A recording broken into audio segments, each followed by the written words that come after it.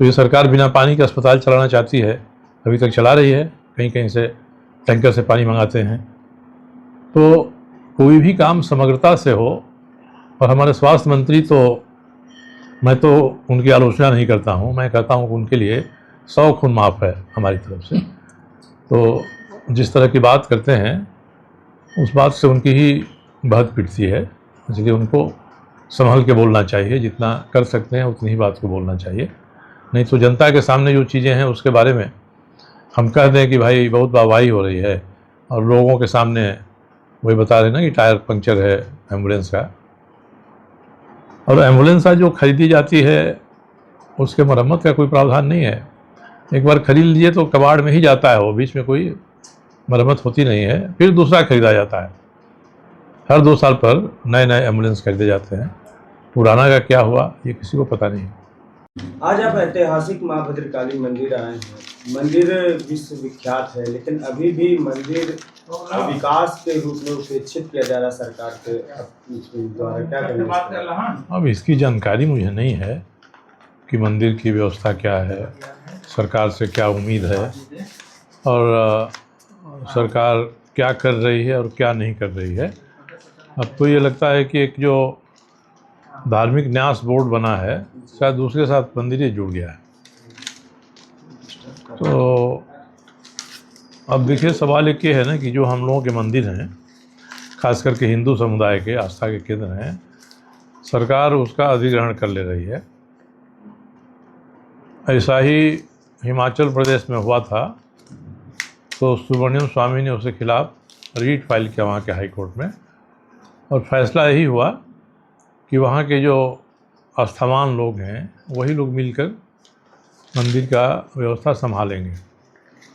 तो इसमें थोड़ा सही पहल करनी पड़ेगी इसमें, क्योंकि कोई किसी मस्जिद को तो सरकार नहीं लेती है, मगर मंदिर को सरकार अधिग्रहण कर लेती है।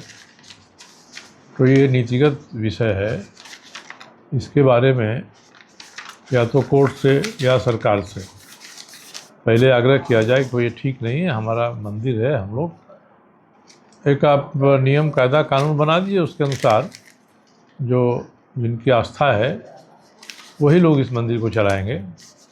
सरकार इतना ही करे कि एक समिति बनवा दे यहाँ आस्थावान लोगों की, अपने सरकार ले लेती है मंदिर को धार्मिक न्यास बोर्ड के माध्यम से, ये उचित नहीं है। धार्मिक न्यास बोर्ड सबका देख रेख करे, कहाँ उचित हो रहा है अनुचित हो रहा है इसको देखे, मगर प्रबंधन संभालने की जिम्मेदारी स्थानीय आस्थावान लोगों की होनी चाहिए।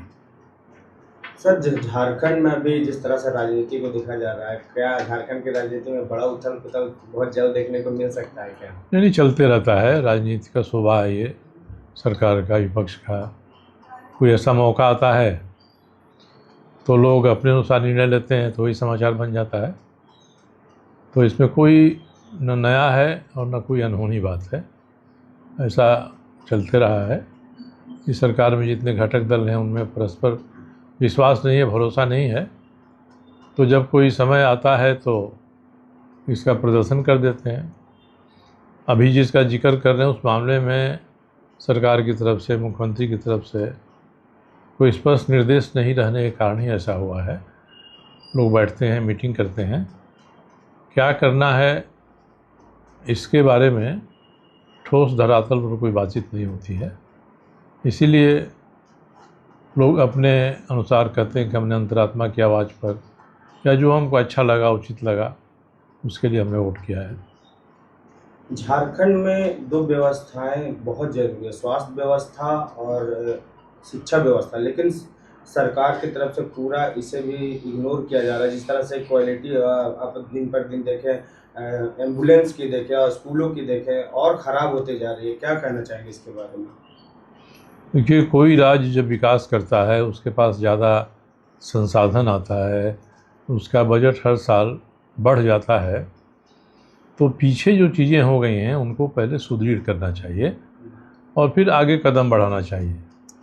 और ये सरकारें लंबी चौड़ी घोषणा कर देती हैं कि बजट से हम ये करेंगे ये करेंगे, पर अब तक जो हो गया है उनके लिए पहले बजट में एक नॉन प्लान सेक्टर हुआ करता था, जिसमें सरकार धन देती थी कि जो काम पहले हो गया है उसको हम आगे बढ़ाएंगे, उसको सुरक्षित रखेंगे। अब नॉन प्लान प्लान दोनों ही मिल गया है। तब भी सरकार चाहे तो जिला प्रशासन के माध्यम से उस ज़िले में जितने काम पहले हुए हैं उनको आगे बढ़ाने के लिए कितना निधि की आवश्यकता है उसका अलग से आवंटन कर दे, तभी ये संभव है। नहीं तो एक ही में करने से प्राथमिकताएं बदल जाती हैं इनकी। स्वास्थ्य मंत्री कहते हैं कि स्वास्थ्य व्यवस्था अच्छा चल रहा है, लेकिन एम्बुलेंस का टायर खत्म हो चुका है, जिससे मरीज को ढोने में बहुत परेशानी हो रही है। एम्बुलेंस तो एक बात है, हमारे यहाँ जमशेदपुर में तो 600 करोड़ रुपया लगाकर 3 साल पहले MGM अस्पताल बना। इतनी भव्य बिल्डिंग बनी है मगर उसमें पानी की ही व्यवस्था नहीं है। तो ये सरकार बिना पानी के अस्पताल चलाना चाहती है, अभी तक चला रही है, कहीं कहीं से टैंकर से पानी मंगाते हैं।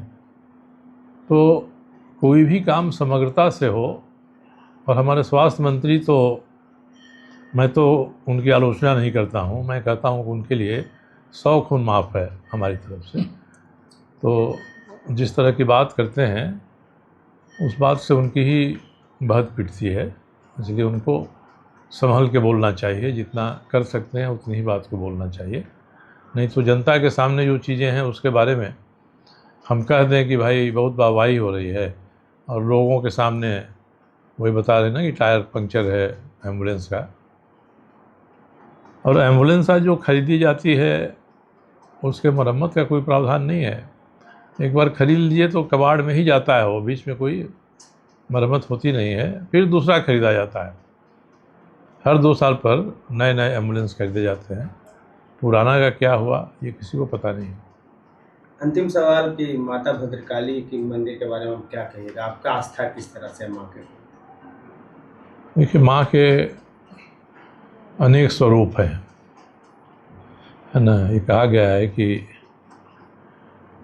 सर्वशक्ति सर्वस्वरूपे, तो अलग अलग माता का जो स्वरूप है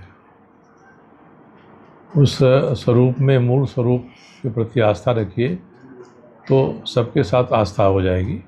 भद्रकाली भी माँ का एक स्वरूप है, और श्लोक में भी है ओम जयंती मंगला काली भद्रकाली कपालिनी। तो ये माँ के अलग अलग रूप हैं। आस्था अगर हृदय में माता के प्रति है तो उनका हर स्वरूप पूजनीय है।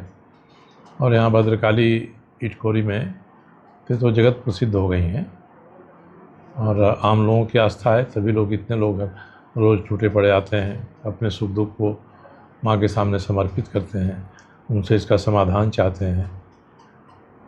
तो इसलिए ये कहना कि भद्रकाली में हमारी आस्था कैसी है, कितनी है, तो माँ के मूल स्वरूप में ही आस्था है, और उस आस्था पर ही संसार चल रहा है।